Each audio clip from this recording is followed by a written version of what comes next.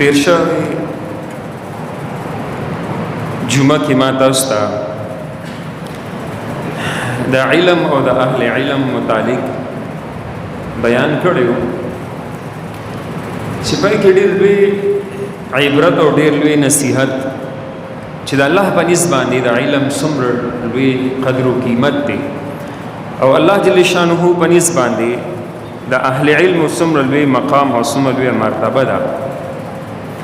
اوس بنن جمعه کې ستاسو وړاندې د علم چې کم ضد دی او د علم په مقابله کې چې کم سیز دی یعنی جهالت د دې متعلق څه گزارشات پیش کوم. ان څنګه چې د الله په نسبت باندې د علم او د اهل علم یعنی مقام دی مرتبه ده فضیلتونه دي همدغه شان دی د دې په مقابله کې چې کم ظلم دی جهالت دی توري تیری دي په دې باندې موعدونه دي په دې باندې سختې دي په دې باندې عذابونه دي. او تر شوی چې ما تاسو ته ویلو چې الله رب العزت کله د انسانانو یعنی هغه خصوصیات او د انسان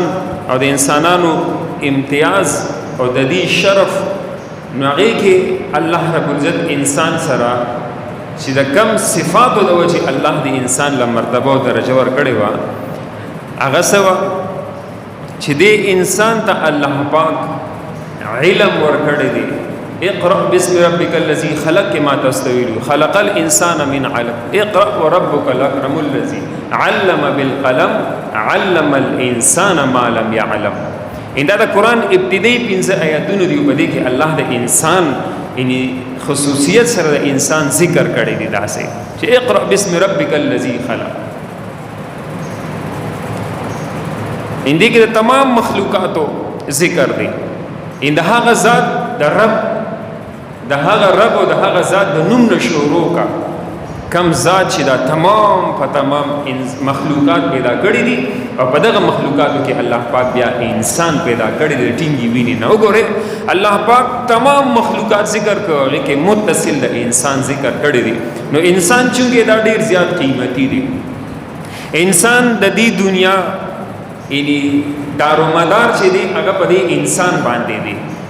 د دې زمکو اسمانونو د دې نور او سپوږمۍ د دې دارومدار دا په دې انسان باندې دی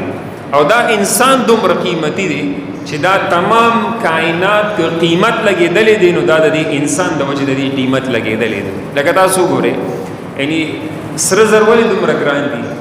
انسان یې استعمالوي داسې لکه نه که سره زر انسان نه استعمالول لکه د خاورو په شان دی به لارو کوڅو کې پرتو چا پې څه کول داسې انسان یې استعمالوي. وګورئ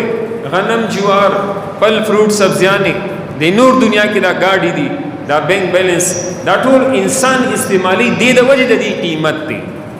تاسو ګورئ دا عام خاورې د لارو کوڅو کې دا خاورې شګې پرتې دي که نه لکه دې داسې انسان استعمال نه کوي ډېر. وګوره لارې کوڅو کې پرتې دي تاسو به کله د سیمټو بوجۍ لار کې نه کتلې چېرته هم کتلې ده یا مثال کے طور پر چا فروټ لار کې هم داسې غرزول دي لاس کې پراته دي نم دي کتلې لیکن وګوره دا عام خاورې شګې انسان دومره نه استعمالي لارو کوڅو کې پرتې دي داسې ولې ته انسان ته د دې استعمال فی الحال ضرورت نشته داسې یعنی انسان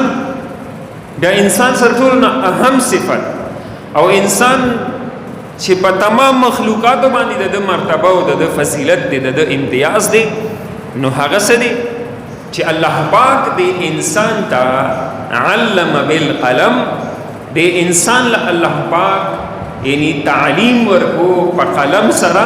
او د دې متعلق ما تاسو ذکر کړو چې د تمام دنیا نظام دام په دې لیکلو باندې دی او انسان په امتیازاتو کې یو امتیاز دا دی چې د الله پاک د دې لیکلو چل خول دی د الله تعلیم ورکړ دی او علم الانسان ما لم يعلم او انسان له هغه سيزونو علوم ورکړي چې د انسان ته پتا نه و. نو دا علم دا د الله په نسبت باندې د دې ډېر لوی مرتبه ده او ډېر لوی درجه ده. دې د وجه ما تیر شوی چې موږ تاسو ته یو حدیث ذکر کړی داسې چې نبی اسلام فرمایي ان الدنيا ملعونه وملعون ما فيها. الله پیغمبر فرمایل چې دنیا اوس چې په دنیا کې دي دا ټول په ټول ملعون دي. ملعون مطلب دا د الله د رحمت نه لري دي داسې ځکه اوس ما یو حدیث کتو هغه کې anyway نبی اسلام فرمایل کله چې الله پاک دنیا پیدا کړی ده داسې کله چې الله دنیا پیدا کړی ده دې سره د بغض د وجه الله پاک دې ته کله د رحمت په نظر باندې نه دی کتلی داسې د رحمت په نظر باندې الله دې ته نه دی کتلی داسې کله نه چې الله دنیا پیدا کړی ده داسې نه دې د الله د رحمت په نظر چې نه دی کتلی دې د وجه فرمایل نبی اسلام چې دنیا وملعون ما فيه او سچ په دنیا کې دي ټول ملعون دي د الله د رحمت نه لري دي د الله د رحمت نه لري دي هغه کې نبی رسول الله بیا سلور کسان ذکر کړل د الله ذکر داسې د الله ذکر او هغه چې الله ته نږدې کوونکی دي یعنی نیکی په دنیا کې د الله ذکر او د ذکر نه علاوه کوم نیکی دي چې الله ته نږدې کوي عالم او طالب علم د الله پیغمبر دا سلور قسم سيزونه ذکر کړل چې په دنیا کې بس دا سيزونه ملعون نه دي د الله د رحمت نه لري نه دي ان نور خدا سو ګوري د سینې دی ویلي چې ان الدنيا یا ان الدنيا ملعونه صرف دنیا نه یاد کړي وملعون ما فيه وسره یاد کړي د چې په دنیا کې دي دا ټول ملعون دي داسې خدا الله ذکر د الله یاد او هغه اعمال چې دا الله ته نږدې کوي عالم او طالب علم یعنی ګوري د الله په نسبت باندې د علم څومره لوی مرتبه ده چې کله الله د قران ابتدا کوي کله چې الله د نبی له سلام باندې د وحی ابتدا کوي دلته الله پاک د انسان ذکر کوي او د انسان سره الله پاک کوم خبر ذکر کوي علم بالقلم انسان لمون تعلیم ورکو د قلم په ذریعہ باندې دی لیکل کوي وعلم الانسان ما لم يعلم او انسان ته مونږ هغه سوخل چې انسان ته پته نه و انسان ته دغه علم نو او دغه یو مثال ما تاسو له درکړم یعنی دغه علوم او دغه نظائر دغه علامت په دنیا کې ګرځي داسې لیکن دغه یو علامت چې هغه موږ تاسو باندې تیر شوی دی موږ تاسو روزمره خپل کورونو کې ګورو د ماشوم ته تاسو کتلی ماشوم چې کله دنیا ته راشي کنه د کله تکلیف دی د کله اوګي دی د کله خوب ورزي د سمت مثال کې ته بیماری ده د ماشوم څه کار وي د ماشوم کار جړه دي داسې د دې جړه تعلیم د لچا ور کړی دی چې په تکلیف کې به ته جاړي داسې د دې په لوګه کې به ته جاړي د دې تعلیم د ماشوم لچا ور کړی دی داسې بل وګوره ماشوم په کومه مدرسه کې په کوم سکول کالج کې او په کوم ځای کې ماشوم سوکړل یعنی دا خبره زده کړه چې تا به کله مور پيو ته اچي نو ته به د خپل خلیله حرکت ورکې ته به د خپل تعلل حرکت ورکې ته به د خپل اورول حرکت ورکې ته به د خپل شونډو حرکت ورکې نو الله بتا ته مطلب سره راځي یعنی دا په به راځي تا ته دا سندې کې یو طرف ته دا چې الله پاک انسان ته یعنی دا تعلیم ورکو د پیدایش نه یو ورځ مخکې فرشتہ راشي او د ماشوم دا ګوته چې دا نو دا د ماشوم له بده خپل کې ورکی داسې او ماشوم ته چل اوخی چې تو دنیا ته زی التبوس لک خپل لاس پځه خداسې خپل لاس پځه کې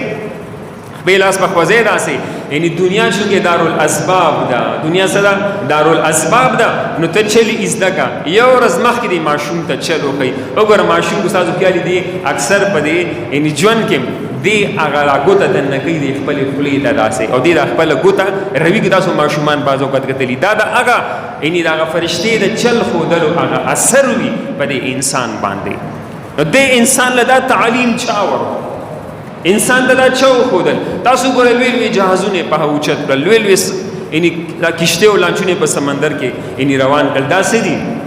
علم الانسان ما لم يعلم او د دې علم په بنیاد باندې او د دې فهم سمجھ په بنیاد باندې الله پاک په فرشتو باندې د مقام اوچت کړی دی وګوره کله چې د فرشتو د بابا آدم علی السلام مسله شروع ده نو هغه ټیم یعنی الله پاک بابا آدم له فضیلت په کومه خبره باندې ورکو په علم باندې چې الله پاک بابا آدم علی السلام له دا خبر علم ورکو چې فرشتو ته نو او چې کله فرشتو باندې دا کائنات او چې بدی کې دي پیش کړل فرشتي لاچار شوي کله چې بابا آدم باندې پیش کړل عالم کا الله پاک دوانو باندې دا خبر ښکار کړوي لیکن بابا آدم علیہ السلام علم حاصل کو هغه علم فهم سمجھ کی راوستو الله پاک بابا آدم لا فوقیت ورکو درجه ورکو په فرشتو باندې د سبب بنیاد د علم په بنیاد باندې نو څنګه چې د علم مقام اوچت دی